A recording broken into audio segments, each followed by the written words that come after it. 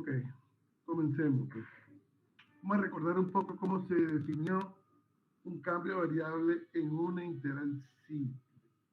Cuando ustedes vieron integrales simples, vimos que este, si teníamos una expresión como esta, una integral de esta forma, uno podía hacer un cambio de variable. En este caso, hacía x igual a g de t, buscaba la derivada de x, que es g' de t diferencial de t. ¿Okay? Y luego sustituíamos, buscábamos en qué se transformaba A y B por medio de este cambio de variable y resolvíamos esta integral que está acá. ¿Sí? Un segundo.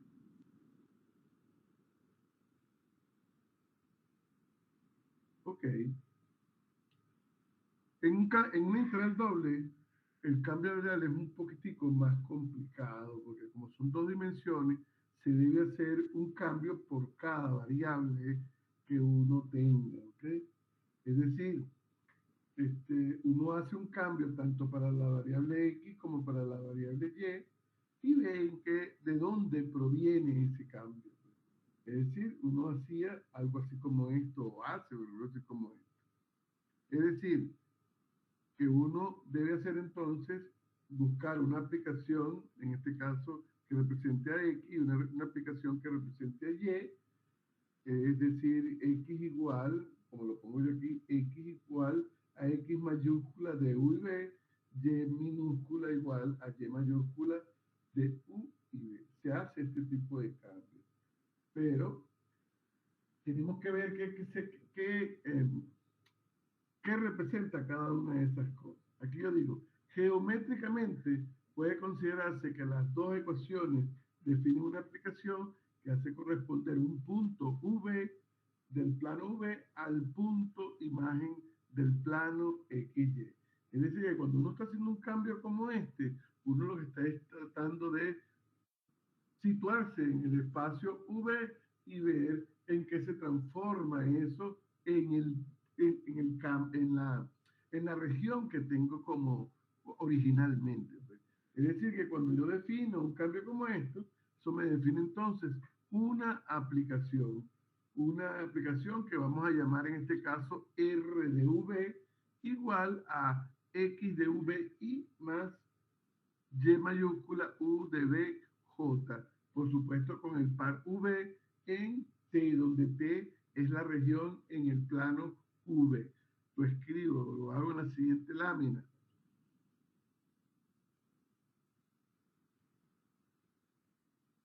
Ahí tenemos la aplicación. Vean que estoy en el plano V y la aplicación va del plano V al plano XY. Cuando uno hace el cambio de variable, lo que está es buscando esta región que está acá. Es decir, esta región es la que me dan. Cuando yo hago el cambio de variable, veo que representa en este espacio, pues, por medio de ese cambio de variable. Es decir, que cuando uno hace un cambio de variable en una integral doble, lo que está es buscando una aplicación que va de este espacio V al espacio XY. Ahora bien,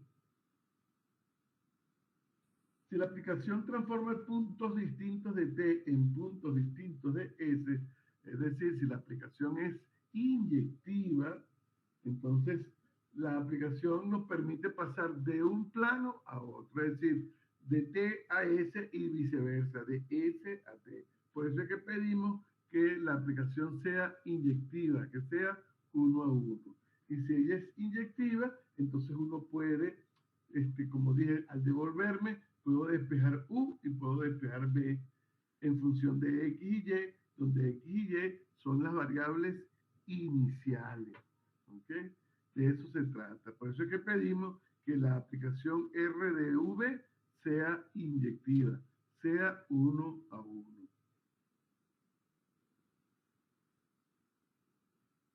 Ok, consideremos aplicaciones para las que las funciones X mayúscula y Y mayúscula son continuas y tengan derivadas parciales continuas.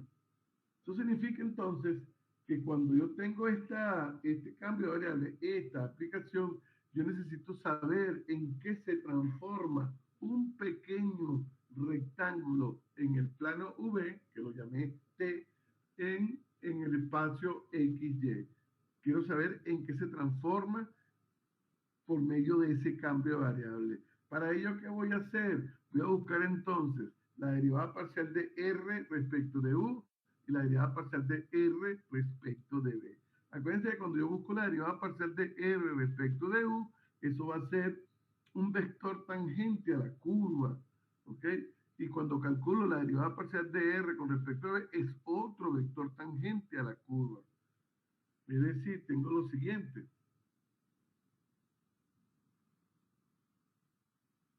Bien, entonces busco la derivada parcial de R respecto de U, que es un vector tangente a la curva, y en este caso son puntos donde B es constante. Y cuando calculo la derivada parcial de R con respecto de B, es un vector tangente también, pero donde U es constante. ¿Okay? Ahora bien, como digo aquí, estos vectores representan la velocidad de desplazamiento a lo largo de las curvas transformadas. Es decir, en la siguiente lámina lo expreso mejor. Digo, para B constante, vean, para B constante, el desplazamiento fue delta de U. Y para U constante, el desplazamiento fue delta de B. Por lo tanto, la región rectangular de dimensiones delta U y delta B en el plano V se transforman en una porción del plano XY que es casi un paralelogramo, no necesariamente casi, porque es prácticamente algo diferente. Es decir, tendría lo siguiente, y veámoslo gráficamente. Estamos en el plano V, tomo un rectángulo pequeñito de longitudes delta U y delta B. ¿Ok? Ahí tengo el rectángulo en ese plano, en el plano UV. Ok. Veo y calculo las derivadas parciales, tanto con respecto de U y con respecto de B. Vean que cuando yo calculo las derivadas parciales, este vector que está acá, este es el vector tangente a la curva, que es la derivada parcial de R respecto de B. Y este es el vector tangente a la curva, que es la derivada parcial de R respecto de U. Vean que cuando entonces quiero saber en qué se transforma esto que está acá, se va a transformar en un pequeño casi rectángulo que sería algo así como esto que está acá. Entonces necesitamos saber aproximadamente qué representa o cuál es el área, en este caso, de este que está acá, de este casi paralelogramo, de este rectángulo que tenemos aquí. ¿Ok? Y para ello, ¿qué voy a hacer? Voy a calcular el área. ¿Y cómo se calcula el área? El área se calcula como la norma de quién? Del producto vectorial de este por este. Cuando yo calculo la norma de este vector por este vector vectorialmente, eso me va a dar el área. Es decir, me quedaría algo así. Si quiero calcular el área, entonces me quedaría la norma del vector parcial de R respecto de U por delta de U, pues vectorialmente parcial de R respecto de B, delta de B. Vean que esto que está acá, por propiedades de valor absoluto de norma, yo puedo sacar estos dos numeritos que están acá. Y me queda que el área debe ser una expresión como esta. Ahora, yo necesito saber qué representa esto. Esto que está acá, como conocemos la aplicación, busco entonces quién representa la derivada parcial de R respecto de U, parcial de X respecto de U, parcial de Y respecto de U, y en la componente K es 0, que es lo que coloco yo aquí. Pues. Calculo primero el producto vectorial y me da este vector que está acá. ¿Y qué hago ahora? Le calculo su norma. Y me queda entonces de la siguiente manera. Es decir, que entonces tenemos que el área me va a quedar como el área de ese rectángulo me va a quedar de esta manera. Este determinante que está acá es una expresión que tiene un nombre y se llama jacobiano de la aplicación. El valor absoluto, perdón, el determinante de esto que está acá es lo que uno llama jacobiano de la aplicación y se denota o se denota de esta manera J de V o se denota parcial de V entre parcial de, parcial de V respecto de XY, que sería de esta forma.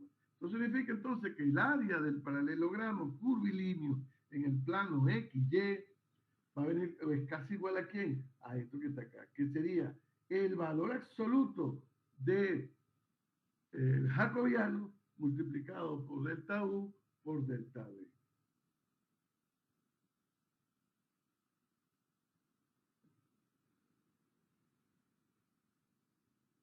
Bueno, como dije, el jacobiano me lo define este determinante que está acá. Se repitió esto que está acá.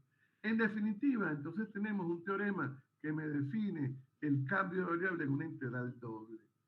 Si yo tengo entonces dos regiones S y T en el plano, ¿ok? Y yo tengo una aplicación que va de T en S, una transformación con derivadas parciales continuas. Si R es 1 a 1, es decir, si R es inyectiva para cualquier función integral de F, esta integral que está acá va a ser igual cuando se hace el cambio de variable. ¿En quién? En F compuesta con la aplicación que sería f de x grande, y grande, multiplicado por quién? Por el valor absoluto del jacobiano diferencial de u, diferencial de b.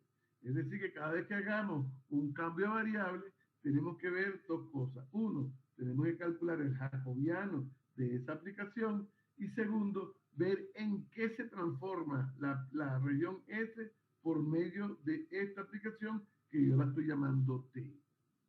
En nuestro caso, nosotros tenemos varios casos particulares en este caso, de cambios de variable. El más usual o el más común es el cambio a coordenadas polares. Y el cambio a coordenadas polares se hace haciendo el cambio x igual r coseno de tita, y igual r seno de tita. Por supuesto, tenemos que pedir que r sea mayor que 0 y que tita esté variando entre un ángulo tita 0, que lo vamos a llamar tita, y, eh, eh, y tita 0 más 2pi. Ese es el cambio que se debe hacer y lo escribo. Aquí pongo casos particulares. En este caso sería coordenadas polares, como dije. Para uno definir la aplicación, uno hace x igual r coseno de tita, y igual r seno de tita. R debe ser un número mayor que 0 y tita un ángulo variando entre tita 0 y tita 0 más 2pi. Para que esto, y lo ponemos así, para que la aplicación pueda ser inyectiva, ¿ok? Ahora bien, necesitamos, como dije, cada vez que uno hace un cambio de variable, uno necesita calcular el jacobiano de la aplicación. No se olviden que el jacobiano, ¿cómo se define? Como el determinante. ¿El determinante de quién? De derivada parcial de x con respecto de r, de y con respecto de r en la primera fila. Después, en la segunda fila sería la derivada parcial de x respecto de tita, y en la otra componente sería derivada parcial de y respecto de tita. Uno resuelve ese determinante y nos da lo siguiente. Vean, planteo entonces, lo primero que hago es buscar el jacobiano. Busco el jacobiano, calculo ese determinante y el jacobiano de coordenadas polares es R. Por lo tanto, haciendo uso del teorema, si yo tengo una integral doble de esta forma y hago un cambio a coordenadas polares, entonces me quedaría integral sobre t. ¿Quién es t? T es en lo que se transforma la región S por medio del cambio que se hizo, que fue a coordenadas polares. F compuesta con R coseno de tita, R seno de tita, el valor absoluto del jacobiano, que es R de R de tita. Vamos a hacer un ejemplo para que veamos. Ejemplo.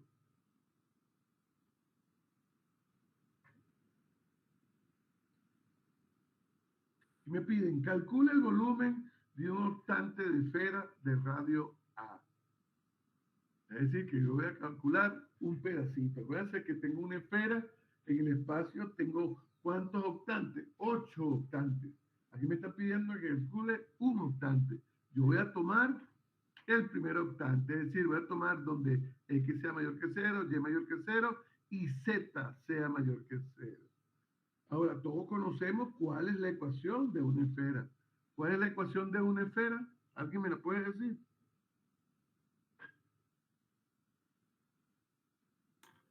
No es X. X al cuadrado más Y al cuadrado más Z al cuadrado igual a el radio. Al cuadrado. En este caso me dicen que el radio es A. Entonces sería A al cuadrado. Ok, entonces tenemos que la ecuación de la esfera sería X cuadrado más Y cuadrado más Z cuadrado igual a A cuadrado. Como me están pidiendo que calcule el volumen de un octante, entonces yo voy a despejar Z. Despejo Z y acuérdense que cuando despejo Z de la ecuación de la esfera me queda Z igual a más o menos raíz cuadrada de A cuadrado menos X cuadrado menos Y cuadrado. Pero como voy a trabajar en el primer octante, voy a tomar Z positiva, es decir, el signo positivo de la raíz. Y lo hago. Como dijimos, esta es la ecuación de la esfera. Despejo Z. Vean, voy a trabajar en el primer octante. Si yo trabajo en el primer octante, voy a calcular el volumen de eso que está ahí. Ahora bien, ¿cómo se calcula el volumen de un sólido? En este caso, de este sólido. Sólido que es un octante de esfera. ¿Alguien me puede decir cómo se podría plantear el volumen? Ya eso lo vimos.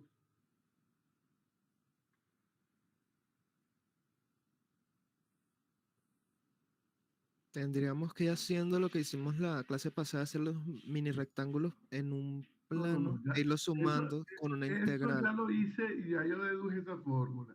Sí, Solo sí, puse con... para deducir la fórmula. Yo no tengo que estar haciendo eso cada vez que vaya a calcular un volumen. Yo le dije, por lo tanto, el volumen de un sólido viene dado por tal cosa.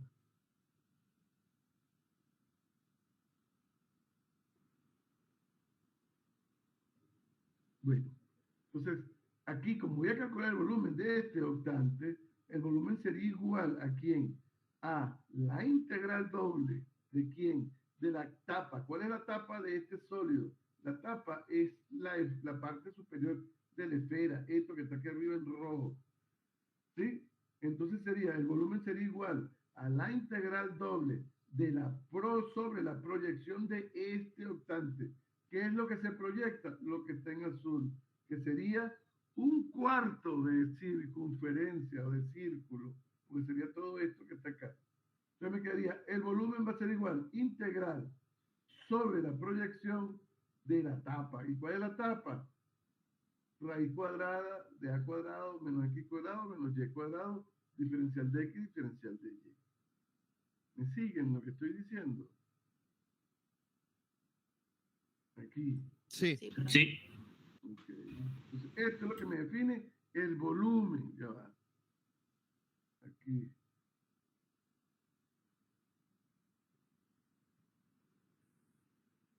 Eso es lo que me define el volumen. Dice, volumen es igual a la integral doble sobre S de quién? De la tapa diferencial de área. ¿Okay? ¿Quién es ese? Esa es la proyección de la superficie. ¿Y la superficie quién es? La tapa superior de, en este caso, el hemisferio superior de una esfera, pero en el primer octante. Vean que aquí hay la necesidad, como está planteado en la integral, tenemos que hacer un cambio de variable a juro. ¿Por qué? Bueno, porque si yo aplico el teorema de Fubini, que es calcular eso por medio de integrales iteradas, tendría que calcular primero integral sobre, es decir, integrar con respecto, primero con respecto a X, y lo que me dé lo integro con respecto a Y. Pero cuando yo integro con respecto a X, no es una integral directa. Y a eso ya me dice que debo hacer un cambio de variable. ¿Qué cambio de variable voy a hacer? Coordenadas polares. Es decir, Hago x igual r coseno de tita, y igual r seno de tita. ¿Qué debo hacer ahora? Debo agarrar la proyección, me parece que la proyección, ¿quién es? X cuadrado más y cuadrado igual a cuadrado. ¿De dónde saco yo eso? Alguien que me diga.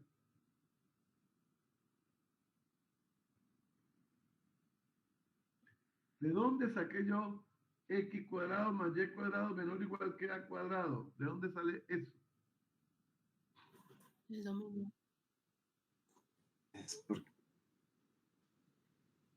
La Lo de proyección. la proyección, ¿no? Lo que estaba en azul. Exacto. Esto es lo que representa lo que está en azul, la proyección. Entonces, agarro la proyección y veo en qué se transforma por medio de este cambio de variable. Entonces, ¿qué hago? Sustituyo. ¿En dónde? ¿Dónde está x por r coseno de tita, y r seno de tita? Lo modifico y veo que r, esto se va a transformar en r entre 0 y a. Si r está entre 0 y a, yo necesito saber dónde está tita. Vámonos hacia atrás. Fíjense, yo no lo escribí, debía haber puesto una gráfica inicial. Fíjense, esto se transformó en R entre 0 y A.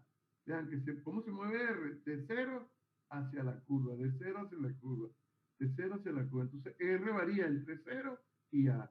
Pero ¿dónde va a variar tita cuando estoy en coordenadas polares? Desde 0 a pi medio. De 0 a pi medio. Por lo tanto, esta región en coordenadas polares se transforma en R variando entre 0 y A y tita entre 0 y pi medio. No tengo por qué dibujar en polares, solamente saber en cómo se transforma. ¿Okay? Por supuesto, como estoy trabajando en coordenadas polares, ya sabemos cuál es el jacobiano, porque ya lo calculé cuando definí lo que eran coordenadas polares. Entonces, ¿qué pasa? Que ahora lo que hago es sustituir en la integral. Esta integral que está acá, que es esta que está acá, va a ser igual a ¿qué? A la integral doble sobre t. ¿Quién es t? T, en este caso, es esta región que está acá. Y donde está x, sustituyo por r coseno de tita. Donde está y, sustituyo por r seno de tita. Aplico, sumo y me da esto que está acá. Multiplicado por el valor absoluto del jacobiano, que es r, de r de tita. Ahora, ¿qué voy a hacer? Plantear la integral como integrales iteradas. Ahora sí lo voy a hacer. Y eso me lo da rápidamente en que se transformó la región, el círculo. Esto en polares sería esto. Entonces me quedaría, esto será la integral entre 0 y pi medio, de la integral entre 0 y a, ¿de quién? De esto, por r, y aquí vean que estoy integrando primero con respecto a r, y lo que me dé lo integro con respecto a tita. Lo demás ya lo sabemos, porque todos sabemos calcular integrales. ¿Alguna pregunta?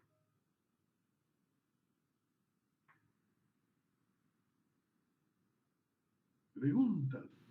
Ninguna, por los momentos. No hay preguntas. Ninguna, profe, todo claro. Perfecto. Pero bueno, sigamos pues. Otro ejemplo, vean este otro ejemplo. Me dice, calcular el volumen del sólido acotado por la superficie z cuadrado menor o igual que x cuadrado más y cuadrado, z mayor o igual que 0, x cuadrado más y cuadrado menos 4x menor o igual que 0. Como lo dije en la clase pasada, para poder calcular ese volumen, necesitamos saber qué representa esto, qué representa esto y qué representa esto. Es decir, necesitamos graficar estas tres cosas que están acá. Si no, no tenemos, no vamos a poder calcular nada. Primera pregunta, ¿qué representa z cuadrado igual a x cuadrado más y cuadrado? Es decir, quito la desigualdad y pongo una igualdad. ¿Qué representa z cuadrado igual a x cuadrado más y cuadrado? Alguien que me diga.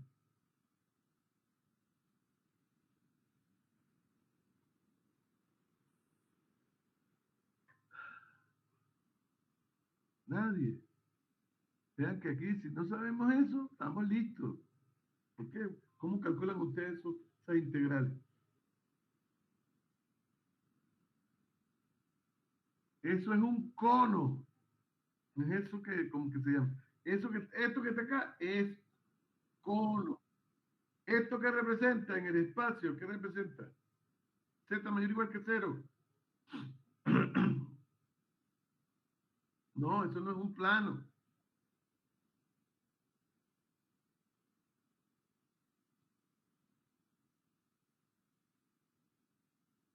No, es Z toda la mayor. región cuando Z es positiva, ¿no? O sea, ¿Cuál es esa región?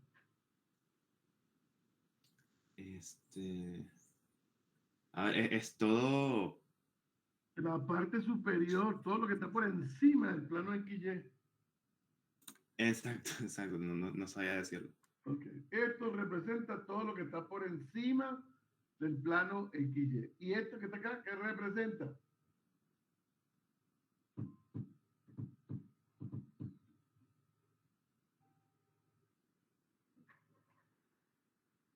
Bueno, esto que está acá, para uno verlo mejor, uno completa cuadrado, y al completar el cuadrado en la variable X, eso va a representar un cilindro trasladado en X, es decir, el centro del cilindro va a estar en el eje X, ¿ok?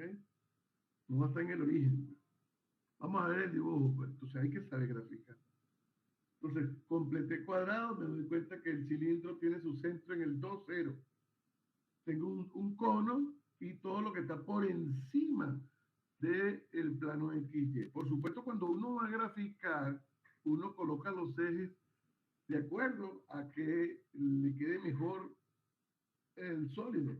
Fíjense que yo coloqué el eje X aquí, pero este que está acá debe ser el eje menos Y, porque es como si yo rotase el espacio. Entonces, bien, tengo el cilindro que está centrado en el 2, 0, tengo el cono, fíjense que no tomé el cono, acuérdense que el cono está compuesto por una parte por encima del plano y otra parte por debajo del plano. Yo no la dibujé completo, ¿por qué? Pregunto, ¿por qué no dibujé completo el cono? Porque la segunda ecuación es z mayor o igual que 0. O sea, solo estamos tomando la parte de arriba. Exactamente, porque me están diciendo que trabaje solamente por encima del plano XY. Por lo tanto, ¿cuál sería el sólido? ¿Cuándo está? ¿Qué es lo que me están pidiendo que calcule el volumen? Fíjense, el volumen me dice de las superficies, en este caso, fíjense, aquí voy un momentico hacia atrás y vean lo que preguntan. Calcular el volumen del sólido acotado por la superficie z cuadrado menor o igual que x cuadrado. Cuando me lo colocan así, significa que es todo lo que está dentro del cono. ¿Ok? ¿Me siguen? Cuando me lo ponen en igualdad, es lo que está solamente la parte de afuera. Pero aquí me están diciendo todo lo que está dentro del cono. Como z mayor o igual que 0, es todo lo que está dentro del cono, la parte superior. Todo, cuando me ponen menor o igual que 0, significa que es lo que está dentro del cilindro. Entonces, el sólido sería lo que está dentro del cono, dentro del cilindro y por encima del plano XY. ¿Cuál sería el sólido? Vamos a volver a la gráfica.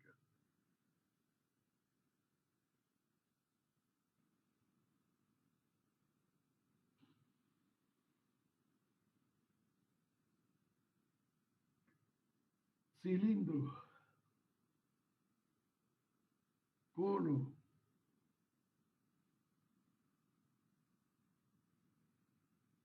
el cilindro, por supuesto, corta al cono de esta manera.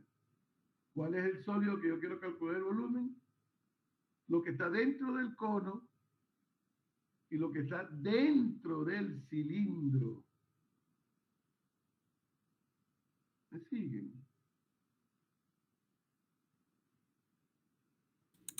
Sí, o sea, sería todo lo que está desde x igual 0 hasta donde termina el cono, que al mismo tiempo está dentro del cilindro, ¿no? Sería esa parte de ahí, que es como un triángulo todo extraño. Pero no un triángulo, eso no es un triángulo.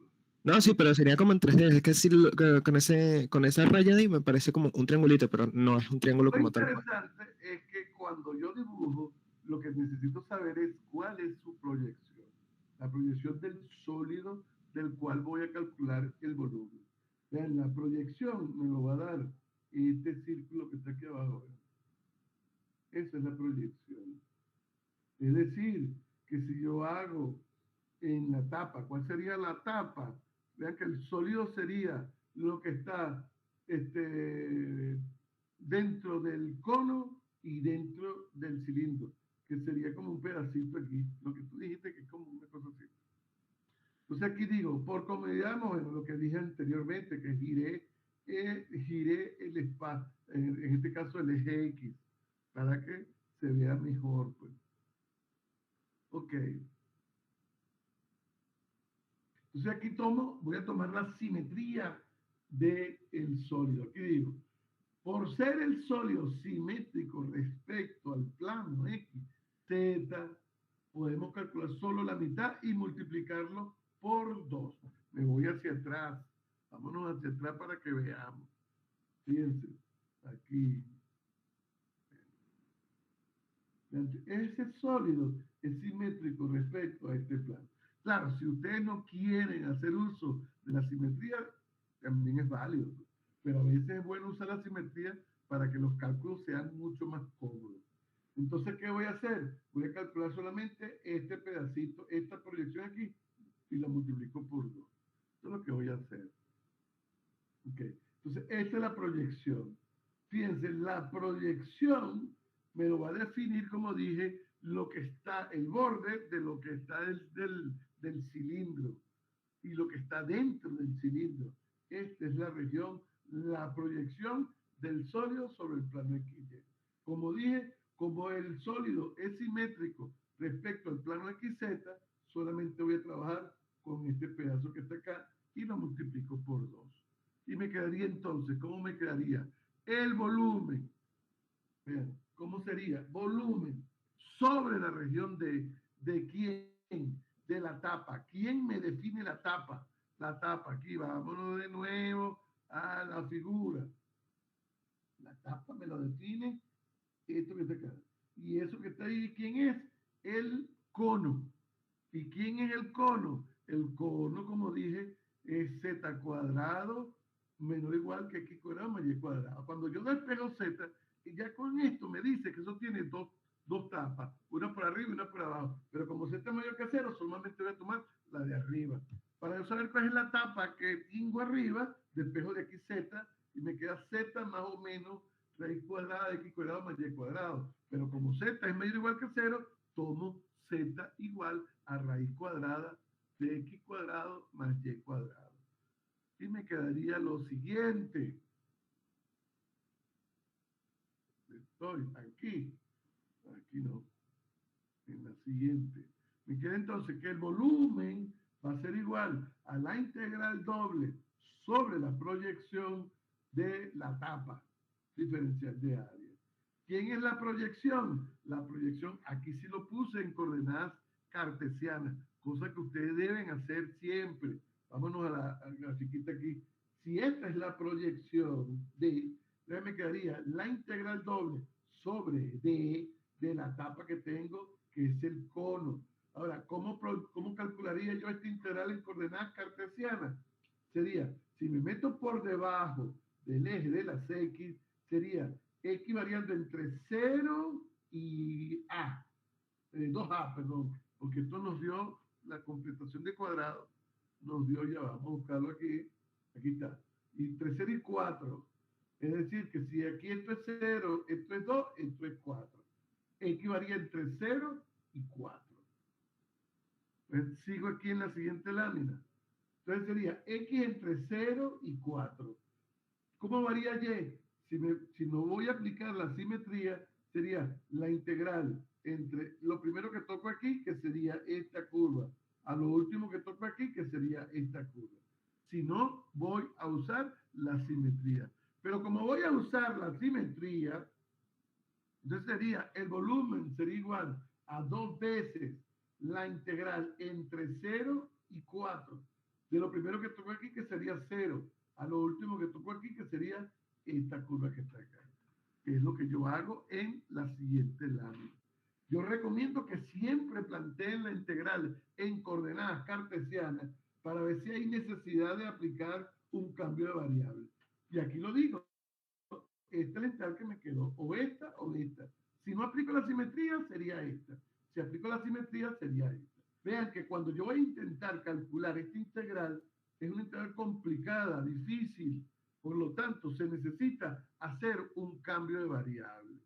Como la proyección son círculos, lo ideal es que yo lleve eso a coordenadas polares.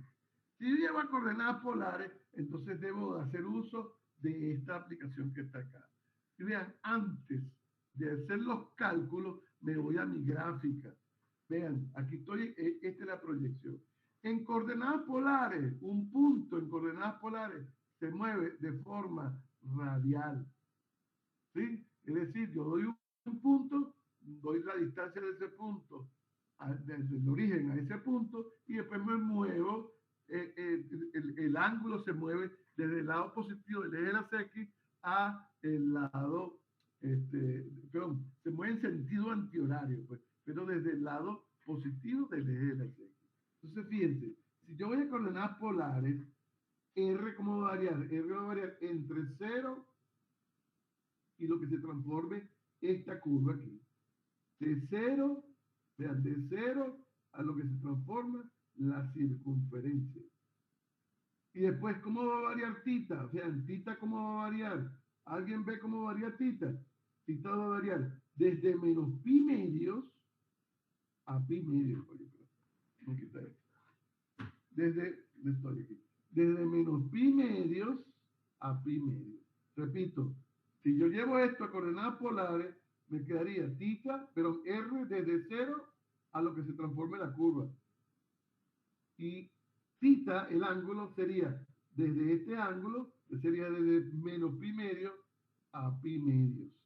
Y es lo que yo voy a hacer cuando veo en qué se transforma esa región en coordenadas polares. Lo hago. Entonces agarro y sustituyo.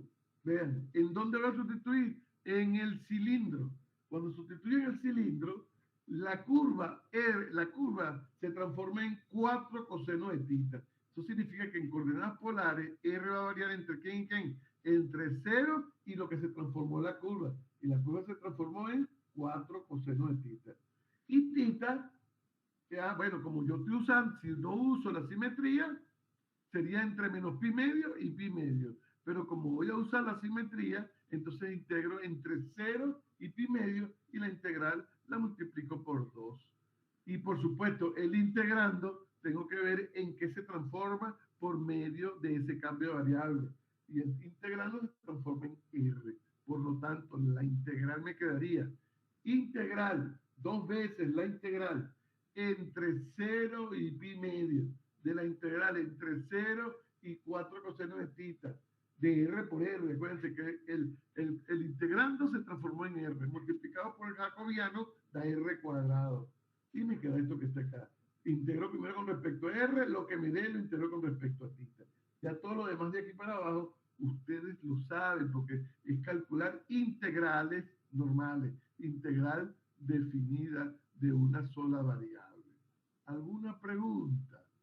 Preguntas.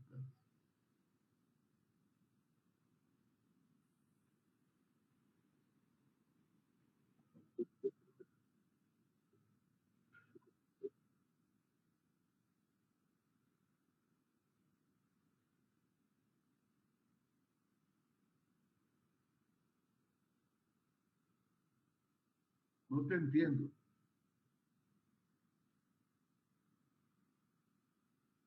Sí.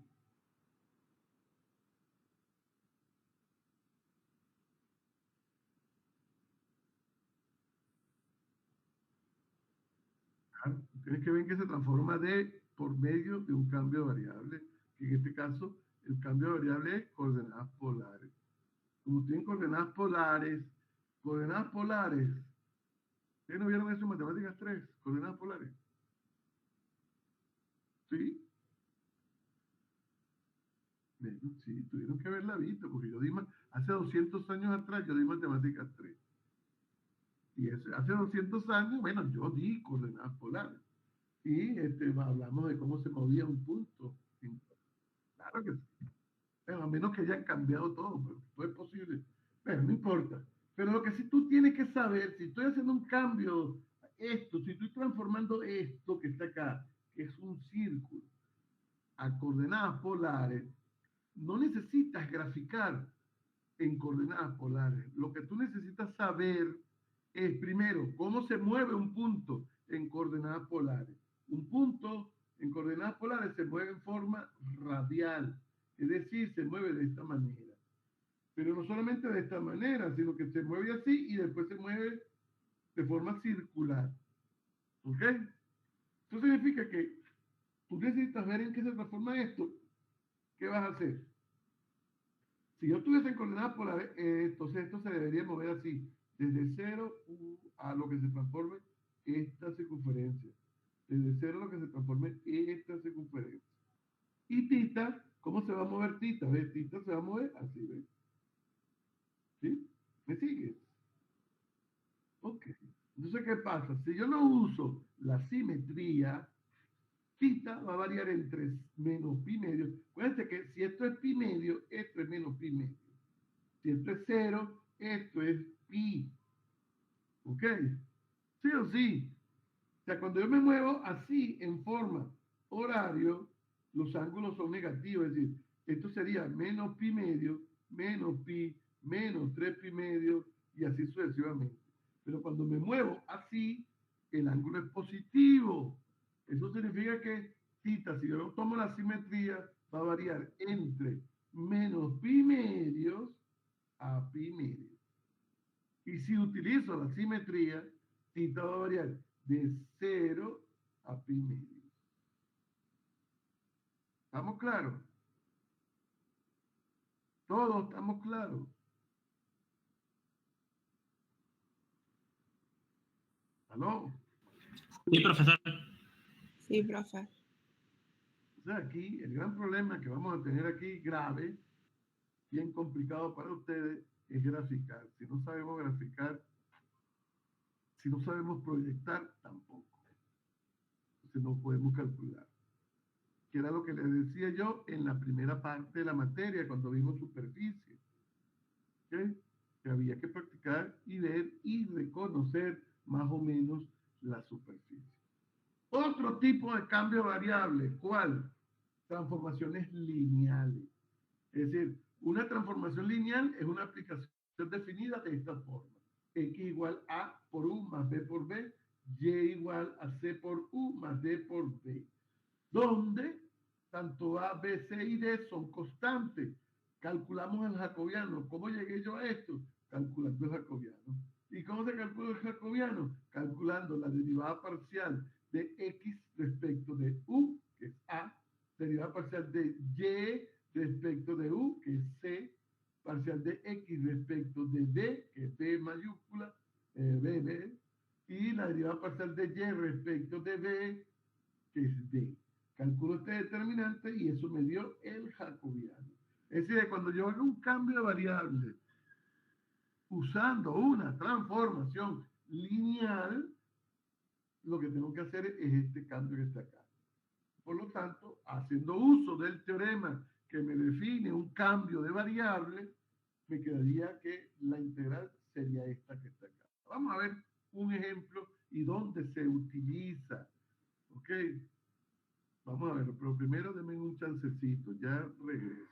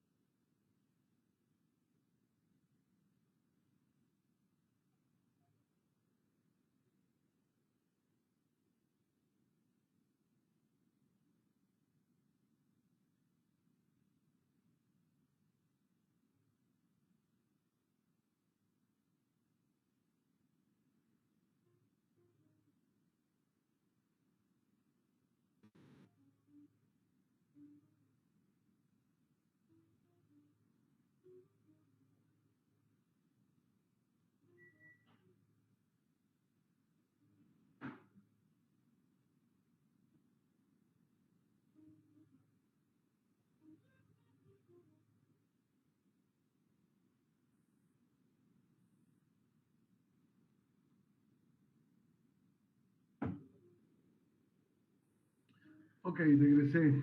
Vean este ejemplo, fíjense. Me piden calcular, ¿me escuchan, verdad? Sí, Ok. Sí, profe. Me piden calcular la integral doble sobre S de E elevado a esta expresión que está acá, diferencial de X, diferencial de Y. Donde me dicen que S es la región acotada por esta recta y los ejes coordenados. Fíjense que aquí lo complicado no es la región, porque es una recta y dos ejes coordenados. Muy fácil. Lo complicado es el integrando, que para uno calcular con respecto a X, esto que está acá, no es fácil. Hay que hacer un cambio de variable, necesariamente.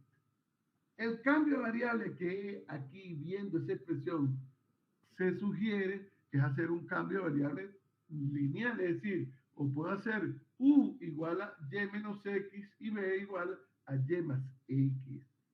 ¿Ok? Hago ese cambio de variable, o al revés, puedo hacer b igual a y menos x, u igual a y más x, y debe dar lo mismo. ¿Ok? Pero entonces voy a hacer ese cambio de variable. Acuérdense que cada vez que uno hace un cambio de variable, vean que aquí estoy haciendo u igual a y menos x y b igual a y menos más x, ¿de acuerdo? Pero para yo calcular el jacobiano, acuérdense que el jacobiano yo lo definí como el determinante en la primera fila de quién? De la derivada parcial de x respecto a la primera variable, la derivada parcial de y respecto a la primera variable, después en la segunda fila la derivada parcial de x respecto a la segunda variable y en la otra la derivada parcial de y respecto a la segunda variable. Pero como estoy haciendo u igual a y menos x y b igual a y más x, eso significa que tengo que buscar cuánto vale x y cuánto vale y en función de u y de b para poder calcular el jacobiano. Y eso es lo que voy a hacer. Lo hago.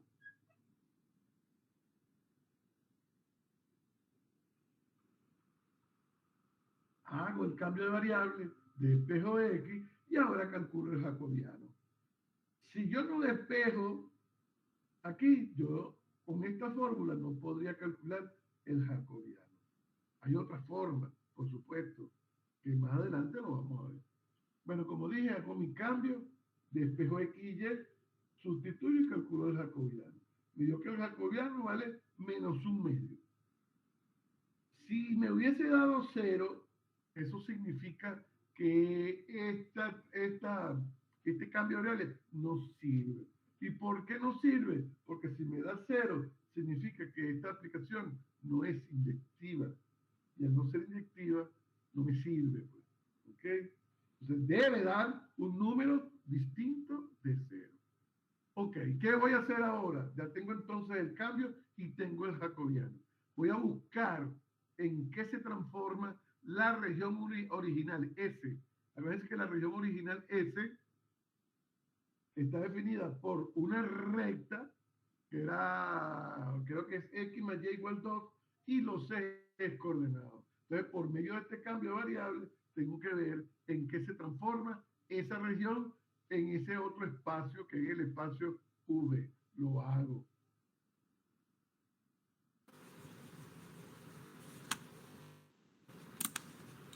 Bien.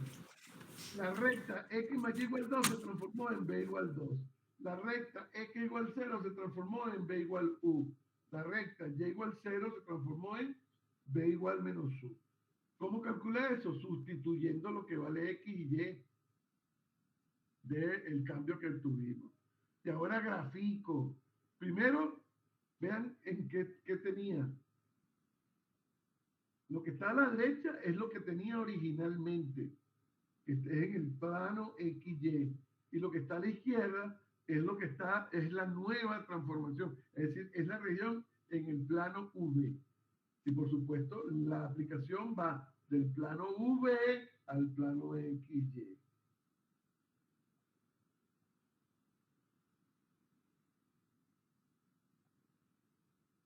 Entonces, fíjense, ¿ve?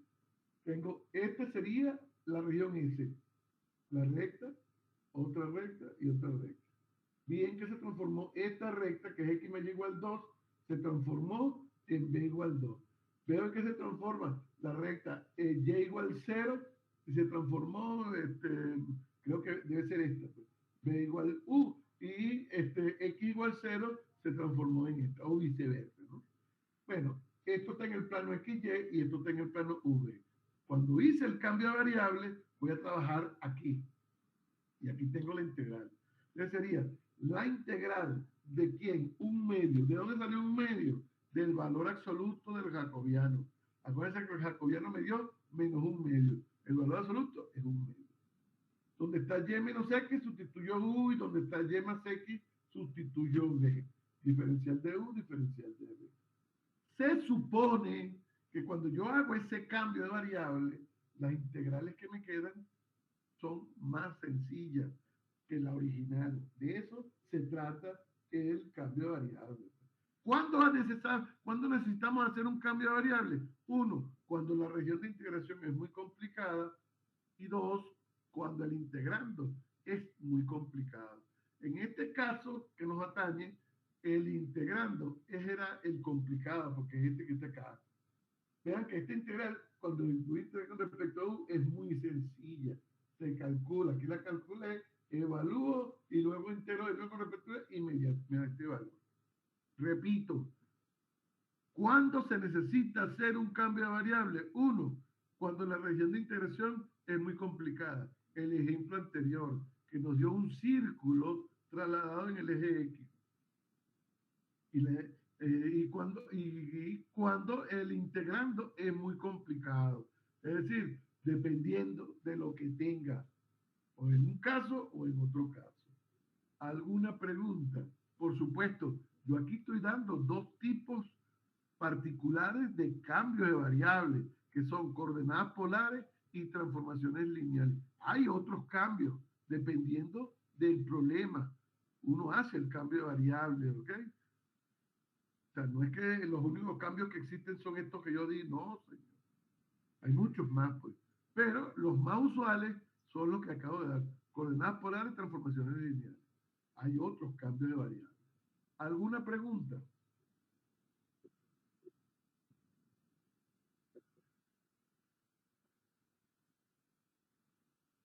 Ajá. Eso lo vamos a ver más adelante. Fíjate, pero te lo voy a adelantar, pues te lo voy a adelantar, pero más adelante lo vamos a ver. Vámonos aquí a la definición. Aquí. Es importante que lo tengamos, ¿no?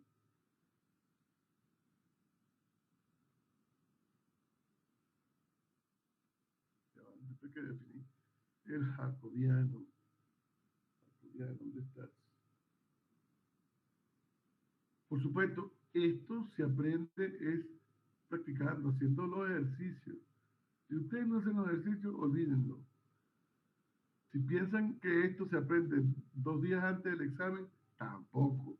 Mentira. A menos que sean unos genios. Y no necesitamos practicar mucho. No sé qué definición jacobiano. Aquí está. Fíjate que aquí yo te defino que esto se denota como esto o como esto. Fíjate, cuando te lo escribo así, estoy poniéndote derivada parcial de u respecto de x, derivada de v con respecto de xy. ¿Okay? Cuando uno calcula el jacobiano, uno ve que no tiene aquí derivada parcial con respecto a la primera componente, derivada con respecto a la y con respecto a la primera componente, y parcial de x respecto de b y y con respecto de b. ¿Qué pasa? Que esto que está acá son derivadas parciales. Esto que está acá tú lo puedes escribir, fíjate, parcial de v con respecto de xy, esto es igual a que yo tenga 1 entre parcial de xy entre parcial de v, que es lo contrario de esto. Sí, lo que estoy diciendo. Es decir, que si tú no, como en el caso que yo tenía aquí, en el ejemplo, vámonos acá, el ejemplo donde yo tuve que despejar x y y. Si yo no quiero despejar x y y, aplico eso que te acabo de decir directamente. ¿Okay? Y me debe dar igual, debe dar igual. Te lo dejo como ejercicio para que lo practiques, pero te lo voy a buscar el problema donde puedes aplicar eso que te estoy diciendo. Como esos son derivadas parciales, la derivada parcial, en este caso, esa notación que está ahí está mal escrita que la que yo puse, porque sería derivada parcial de XY respecto de V, que es la que que tenemos ahorita inicialmente. Al revés, eso se puede escribir como 1 entre derivada parcial de V respecto de XY. Aquí el ejemplo es aquí, por ejemplo. Aquí. Fíjate, si yo no quiero despejar de acá, aplico eso que está ahí y me tiene que dar, ¿cuánto me tiene que dar? Me tiene que dar 1 entre 2, entre menos 2, al revés, pues, para que me dé, oh, se me fue, para que me dé el mismo valor que me dio aquí, que es menos 1/2. ¿Ok? Aquí. Debe dar esto mismo, pero no al revés. Debe dar 1 entre el jacobiano que me va a dar. Si yo no despejo de aquí X y Y, debe dar 2. Por lo tanto, me va a dar menos 1 entre 2. Fíjate, aquí lo aplico y sería, cuando yo voy a calcular el jacobiano, ve que aquí sería parcial de X respecto de U, parcial de Y respecto de U, parcial de X respecto de B, parcial de Y respecto de B. Que esto sería parcial de XY respecto de V. Si lo invierto, esto sería igual a 1 entre parcial de V respecto de XY. Y eso lo usas esto que está acá y no esto que está acá, para calcular el jacobiano. Y debe dar lo mismo que... ¿Me sigues? Sí, profesor. Perfecto. Entonces, si no queremos despejar, aplicamos eso. Pero si queremos despejar, despejar. En este caso, el despeje es muy sencillo y no hay problema. Pero, como dije, los cambios que yo acabo de dar no son los únicos. Hay otros, ¿ok? Hay otros cambios que eso depende ya del problema como tal. Hablemos de las aplicaciones, pues. ¿Qué tipo de aplicaciones vamos a ver? Vamos a calcular masa, momento de masa, centro de gravedad, centroide. ¿Okay? Es decir, lo mismo que se hizo en integrales de línea. La diferencia, ¿cuál es? Que aquí la región la voy a tomar como una lámina que va a tener cierta densidad de masa, ¿ok? Es decir, una función que va a depender de X y de Y. Y por supuesto, esa densidad o esa función tenemos que pedir que sea continua. ¿Dónde? En la región S.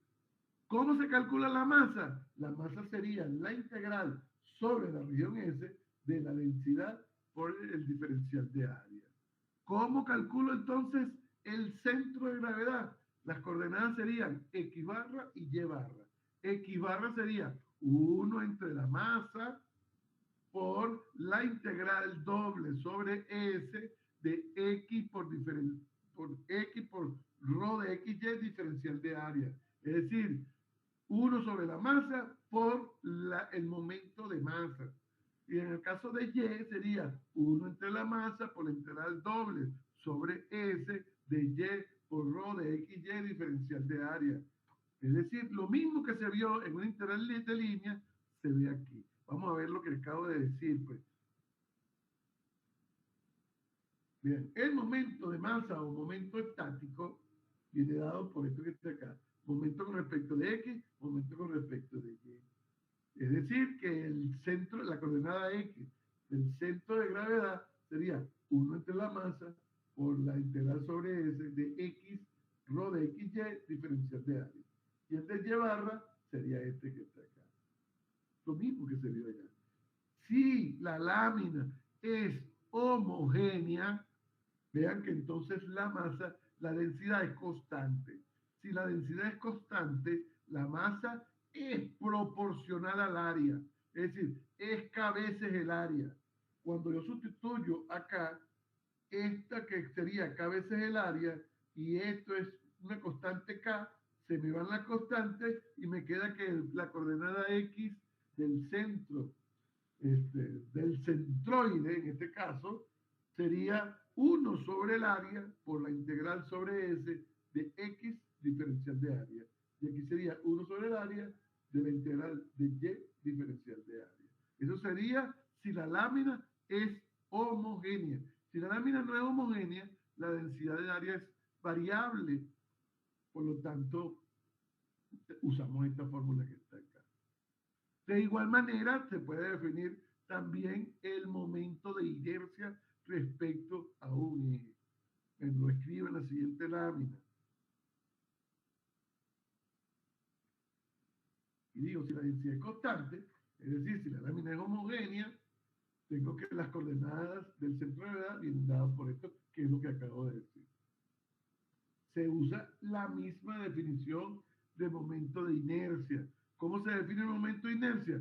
La masa por la distancia al cuadrado. ¿Quién es la distancia? La distancia que hay de un punto de la lámina al eje, a la recta a la cual estamos calculando ese momento de inercia.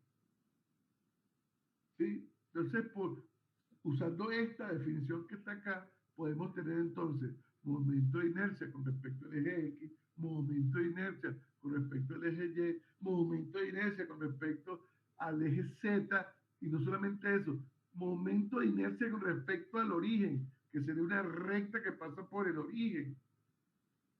Vean, aquí lo tengo. Sería momento de inercia con respecto de X, haciendo uso de la fórmula, sería estas dos formulitas que están acá. Que sería, como dije, y cuadrado por la distancia, por la densidad. ¿Quién es y cuadrado? Distancia que hay de un punto de la lámina a la recta. ¿A cuál recta? Eje X. Aquí sería X cuadrado porque es la distancia que hay de un punto de la lámina al eje Y. ¿Sí? Y como dije, puedo tener entonces el momento de inercia con respecto al origen o con respecto, en este caso sería, lo puedo tomar con respecto a una recta que pasa por el origen, que sería el eje Z.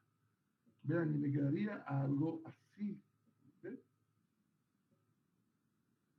En general, lo que tenemos que tener en cuenta es esa formulita que están ahí. ¿Qué otra cosa necesitamos definir? Sabiendo que, conociendo lo que es el momento de inercia y la masa, podemos definir lo que se llama radio de giro de la lámina. Imagínense la lámina y queremos rotar esa lámina con respecto a un eje, con respecto a una recta cualquiera.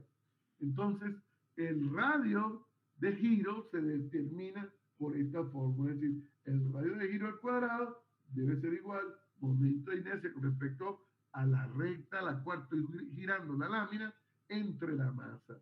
Vamos a ver un ejemplo. Ejemplo.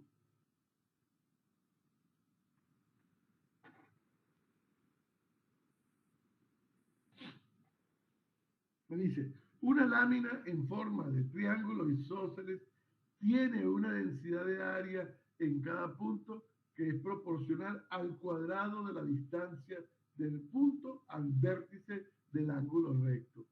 Determinar el centro de gravedad, el momento de inercia y el radio de giro respecto a una recta que contenga a uno de los lados de la lámina. Vamos a acomodar esto, que esto quedó, quedó que no se ve bien. ¿Dónde estoy? Aquí.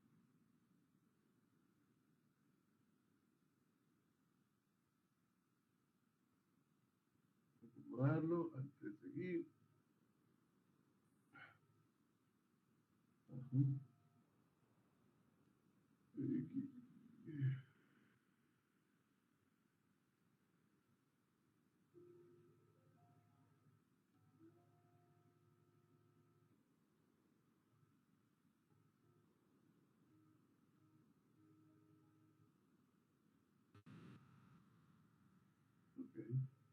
Volvamos a leer el problema. El problema dice, oye, no sé cómo va aquí.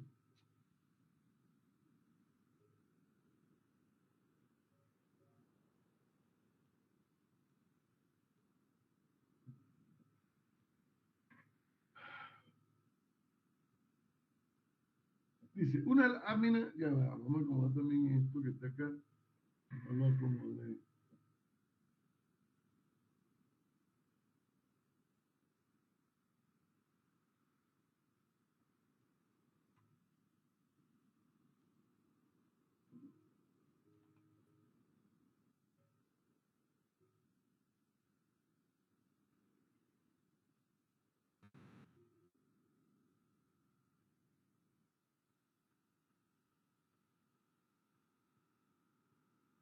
Volvamos a leer el problema. Dice, una lámina en forma de triángulo isósceles tiene una densidad de área en cada punto proporcional al cuadrado de la distancia del punto al vértice del ángulo recto. Determinar el centro de gravedad, el momento de inercia, el radio de giro respecto a una recta que contenga a uno de sus lados. Lo primero que tenemos que saber es qué es un triángulo isósceles. Pregunto, ¿qué es un triángulo isósceles? Un triángulo que tiene dos de sus lados iguales y uno diferente. Ok. Y en este caso, vean que me dicen que es un triángulo isósceles. Ok. Entonces me dicen, ahora, ¿qué otra cosa necesito saber?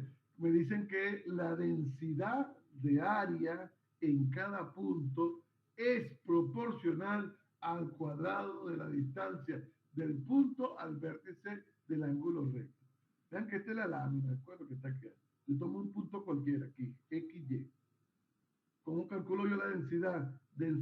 Me dicen que es proporcional al cuadrado de la distancia de ese punto al vértice del ángulo recto. Es decir, ¿cuál es la distancia que hay de este punto que tengo yo aquí? Este que está acá es el ángulo recto, ¿verdad? Entonces, la distancia que hay de este punto al ángulo recto, ¿cómo se puede definir? Y así como lo puse, el ángulo recto está colocado, el vértice es el 0, 0. Por lo tanto, la distancia que hay del punto XY al, al punto 0, 0 sería raíz cuadrada de X cuadrado más Y cuadrado. Pero me dicen, la densidad de área en cada punto es proporcional al cuadrado de la distancia del punto al vértice del lado recto. Es decir, que es K veces la raíz cuadrada de X cuadrado más Y cuadrado, todo eso elevado al cuadrado. Y me da que la densidad es esto que está acá. Esta recta la puedo determinar. ¿Por qué la puedo determinar? Pues como este es un triángulo isósceles, este lado igual a este lado, bueno, este puntico lo llamé A, y si este es A, este también es A. Por esta recta pasa por este punto y por este punto, por medio de la ecuación para determinar una recta, uno determina que es esta que está acá. Ahora, ¿qué es lo que yo debo calcular primero? La masa. ¿Cómo calculo la masa? Según la definición, la masa es igual a la integral doble sobre la región S. ¿Y quién es la región S? El triángulo isósceles, este está aquí. ¿De quién? De la densidad por el diferencial de área. Entonces me quedaría integral sobre este triángulo. ¿De quién? De la densidad, que sería esto, multiplicado por el diferencial de área. Ahora, vean que para yo plantear la integral, tengo que definir o me meto por debajo del eje de las X o me meto por la izquierda del eje de la Y. Si me meto por debajo del eje de las X, eso significa que lo último que voy a integrar es la variable X. Y lo primero sería la variable Y. Por lo tanto, si me meto por debajo sería integral entre 0 y A. De lo primero que toco aquí, que sería Y igual 0. Y lo último que toco aquí, que sería Y igual a menos X más A. Se calcula ese integral, que ya sabemos cómo se hace, y les debe dar un valor. Vamos a ver qué fue lo que hizo.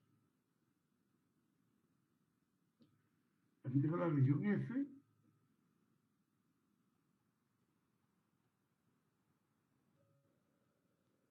Y planteo la integral. Integral, K veces, saqué la K porque me quedó que es K veces esto. La K la saco. X varía entre 0 y A. X entre 0 y A. De lo primero que toco, que es 0, a lo último que toco, que es menos X más A. Menos X más A. Entonces calcula, ya todos sabemos cómo se hace, y media eso que estoy. Para calcular la coordenada X del centro de gravedad, observen que el centro de gravedad de esta lámina debe estar colocado ¿dónde? ¿Alguien me pueda que me diga?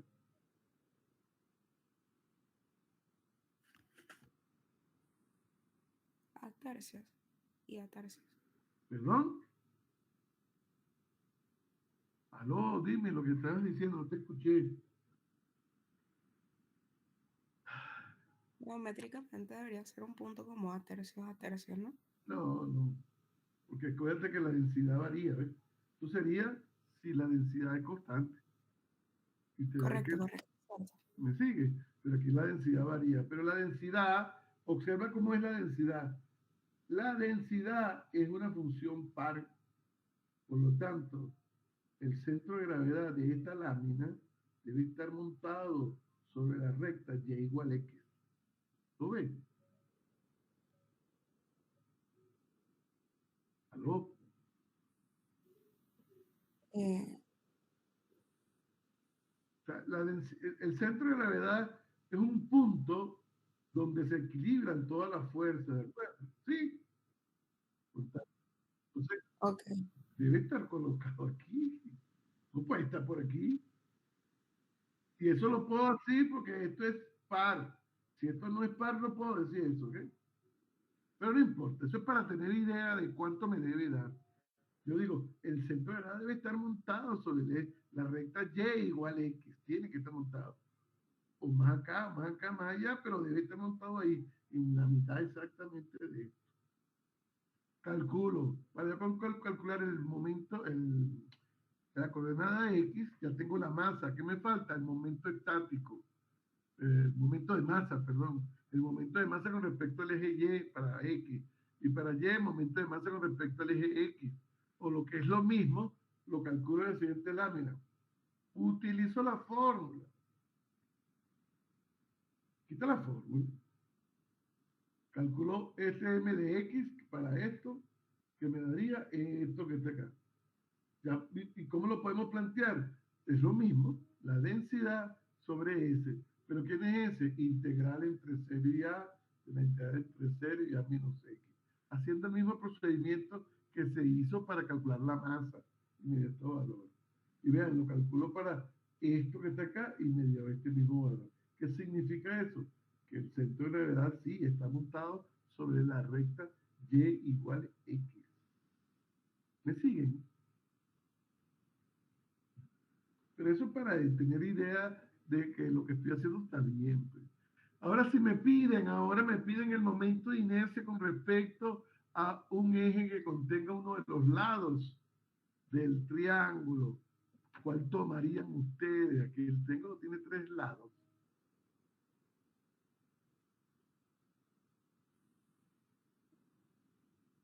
Aquí me piden momento de inercia con respecto a una recta que contenga uno de los lados de la lámina. Aquí tengo un lado, 2 lados, 3 lados.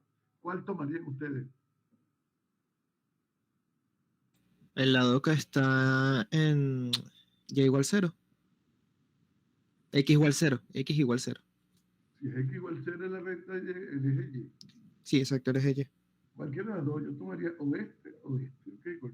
No tomaría este porque se complicaría un poquitico el asunto, pero lo más fácil sería tomar o esta, ¿ok? Cualquiera de las dos funciona. Entonces utilizo la definición de momento de inercia. Momento de inercia va a ser igual ¿a quién? A la masa por la distancia al cuadrado, que viene dado por la formulita que les di. Vamos a buscarlo aquí. Utilizar la fórmula. Aquí está. Momento, lo voy a hacer con respecto al eje X.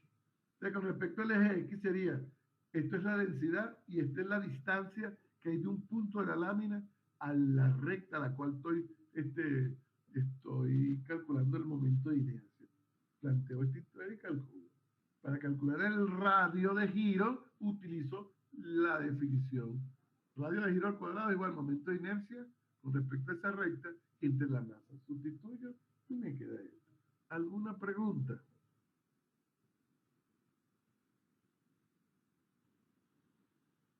Ok, perfecto. Más adelante vamos a ver ejemplos donde tengamos que hacer uso de otros cambios de variables. Ahorita solamente vimos coordenadas polares y transformaciones lineales, pero como dije, hay otros cambios, pero eso se va a ver a medida que vayamos avanzando. Vamos a hablar un poquito de los ejercicios de la guía.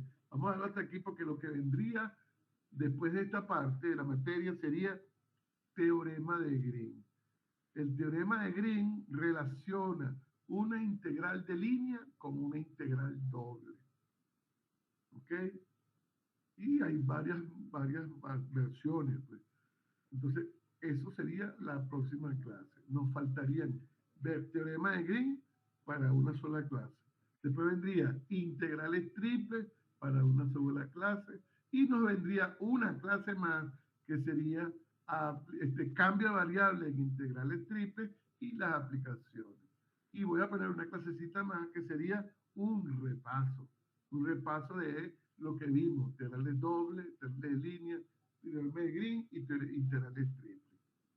Pero repito, para calcular integrales triples, integrales dobles, hacer uso del teorema de Green, integrales de línea, necesitamos saber graficar, tanto gráficas en el plano como gráficas en el espacio. ¿Alguna pregunta?